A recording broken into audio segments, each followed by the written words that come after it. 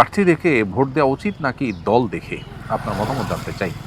এক কথা উত্তর দেওয়া কঠিন এত সংক্ষিপ্ত প্রশ্নে। কারণ মূলত আমরা প্রার্থীর যোগ্যতা, যথার্থতা এগুলো দেখব। পাশাপাশি এই প্রার্থী যে দলকে রিপ্রেজেন্ট করে সেই দল, সে মার্কা সেটাও আমাদের দেখবার বিষয় আছে। কারণ এই ব্যক্তির সাথে যদি দলের সম্পর্ক থাকে তাহলে সেক্ষেত্রে তার দল ভালো করবে না মন্দ করবে, আমার আল্লাহর কাছে জবাবদিহিতার জায়গা থেকে তাদেরকে ভোট দেওয়ার কারণে আমি কোনো প্রকার ধরা খাবো কিনা, এই বিষয়গুলো অনেক গুরুত্বপূর্ণ।